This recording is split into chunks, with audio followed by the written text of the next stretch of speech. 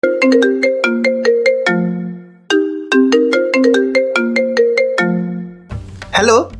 হ্যাঁ মদন বলছি, মদন মাইতি। বলছি এটা বুক ফার্মের অফিস নাকি? ও হ্যাঁ, বলছি ওই কৌশিকবাবুর লেখা দুটো বই আছে নাকি সেটা জিজ্ঞাসা করছি। একটা হলো গিয়ে ওই কি যেন নাম, হ্যাঁ ওই সূর্যমদন, আর আরেকটা হলো ওই সিংহতামসী। আছে? হ্যাঁ নাই কেন? ও উল্টা হবে? আচ্ছা আচ্ছা আচ্ছা, আসলে আমি কৌশিকবাবুর লেখার বড় ফ্যান তো, তাই ওই মাথাটা ফ্যানের মতো ঘুরে গেছিল। আমি বলছি তাহলে হইল গিয়া ওই সূর্য তামসী আর সিংহমদন, হ্যাঁ ওইটা নেব। হ্যাঁ ও আচ্ছা আচ্ছা আচ্ছা, ওটা সিংহদমন। ও আচ্ছা আচ্ছা আচ্ছা, সিংহদমন সিংহদমন, ঠিক আছে। বলছি ওটা নেব। হ্যাঁ আসলে আমি তো কৌশিকবাবুর লেখার খুব বড় ফ্যান, কি না ওনার একটা লেখাও মিস করি না ফেসবুক থেকে। হ্যালো হ্যালো হ্যালো, যা ফোন রেখে দিল। হ্যাঁ এ তো জানি না যে আমি কৌশিকদার লেখার কত বড় ফ্যান হব ভবিষ্যতে। না, অন্য কোনো জায়গা থেকে কিনি। কি যেন বইটার নাম বললো, সিংহমদন।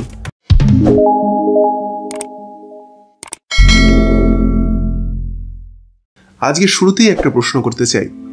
সুরেশ বিশ্বাস, আচ্ছা সত্যি করে বলুন তো, এই নামটা আপনি কি জানতেন?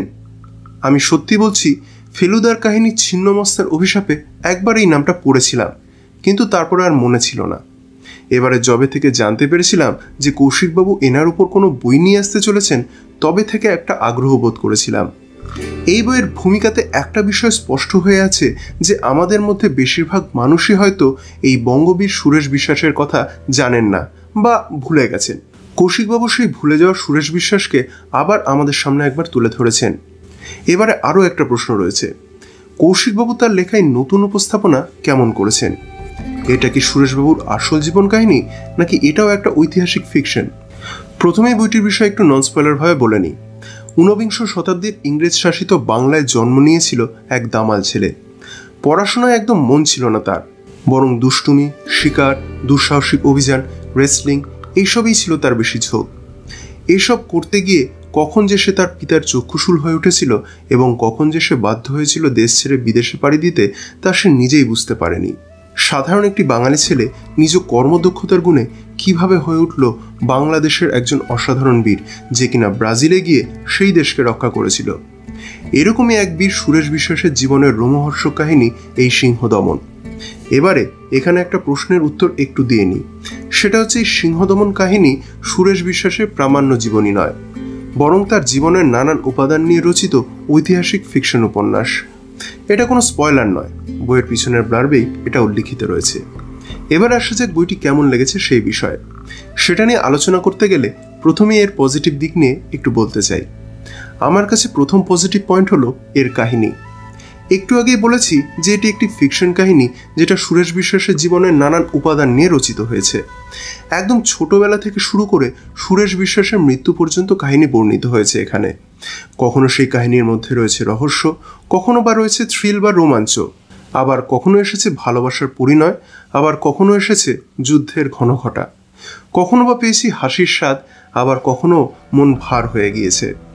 এতগুলো বিষয় এই কাহিনীর মধ্যে রয়েছে যে একবার এই কাহিনী পড়তে শুরু করে দিলে সম্পূর্ণ কাহিনী শেষ না হওয়া পর্যন্ত শান্তি পাওয়া যায় না, অ্যাটলিস্ট আমি পাইনি। ফলে এত বৈচিত্র্যপূর্ণ জীবন কাহিনী আমার কাছে একটি plus point. Next positive point হলো কৌশিকবাবুর লেখনী। একদম শুরুর ভূমিকা থেকেই কৌশিকবাবু তার লেখনীর মাধ্যমে ম্যাজিক দেখাতে শুরু করেছেন এখানে। এটি একটি জীবন কাহিনী হয়েও কৌশিকবাবু এই কাহিনীকে এত দুর্দান্তভাবে বর্ণনা করে এগিয়ে নিয়ে গেছেন যে আমি বলার ভাষা হারিয়ে ফেলেছিলাম। এটা কোনো জীবন কাহিনী পড়ছি নাকি কোনো দুর্দান্ত থ্রিলার কাহিনী পড়ছি, যার পরতে পরতে রয়েছে অসাধারণ চমক, যেটা আমি অন্তত একদম এক্সপেক্টই করিনি। একজন সাধারণ বাঙালি ছেলের জীবনও যে এত বৈচিত্র্যপূর্ণ হতে পারে সেটা ভাবা যায় না, তাও আবার ইংরেজ শাসিত বঙ্গদেশে। তার সাথে আরও একটা ব্যাপার, সেটা হচ্ছে কৌশিকবাবু এই কাহিনীকে 1 মিনিটের জন্য প্রেডিক্টেবল হতে দেননি। বিভিন্ন তথ্য সহযোগে যে ফিকশনাল কাহিনী তিনি বুনেছেন, সেটা পড়তে গিয়ে মনে হয় যেন হলিউডের সিনেমার কোনো স্ক্রিপ্ট পড়ছি।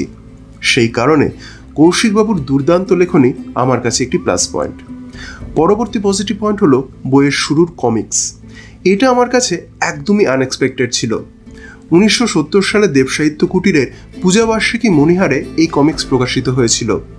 ময়ূক চৌধুরী এই কমিক্সের মাধ্যমে বাঙালির সামনে সুরেশ বিশ্বাসের বীরগাথার একটি ছোট্ট পোর্শন তুলে ধরেছিলেন। এই বইয়ের শুরুতে সেই কমিক্স ব্যবহার করে সুরেশ বিশ্বাসের ইন্ট্রোডাকশনটা খুব সুন্দর করে পাঠকদের সামনে তুলে ধরা হয়েছে, যাতে পাঠকদের একটা আইডিয়া হয়ে যায় যে তারা কী রকমের চরিত্রের সাথে পরিচিত হতে যাচ্ছে। ফলে এই কমিক্সের ব্যবহার আমার কাছে ছিল একটি পজিটিভ পয়েন্ট।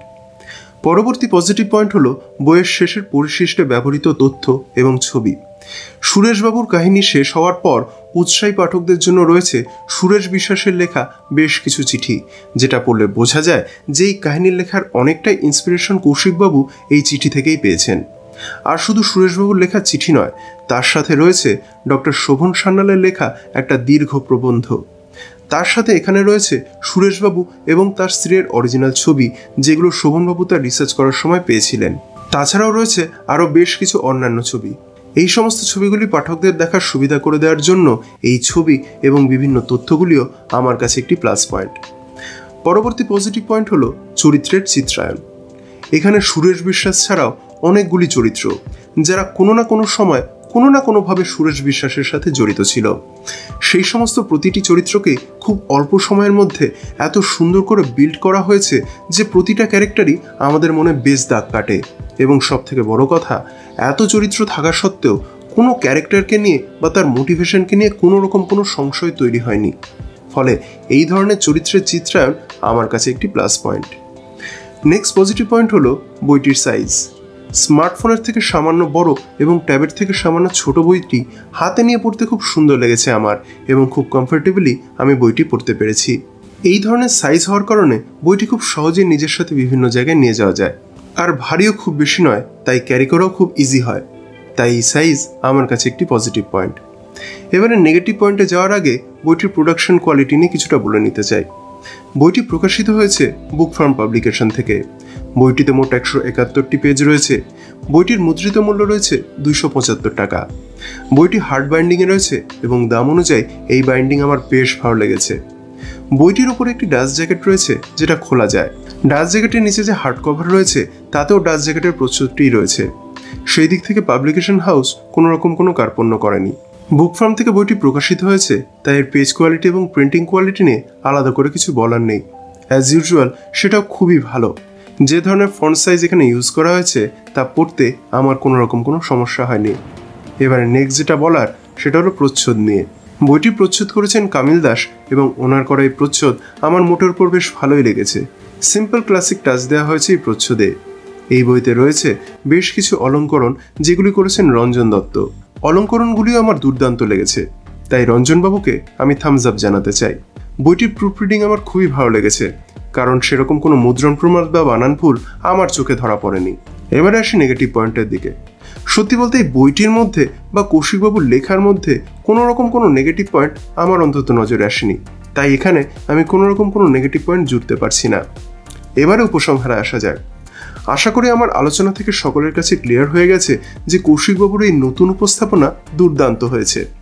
অনেকদিন ধরে তার এই বইয়ের জন্য অপেক্ষা করাটা সার্থক হয়েছে বলেই আমার মনে হয়েছে। এটি এমন একটি বই যেটা যে কোনো সাহিত্যপ্রেমী মানুষদের ভালো লাগতে বাধ্য হবেই।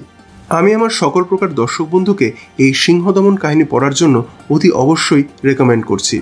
আশা করি আমার মতো আপনাদেরও ভালো লাগবে। তো বন্ধুরা, এই ছিল আজকের পাঠক প্রতিক্রিয়া।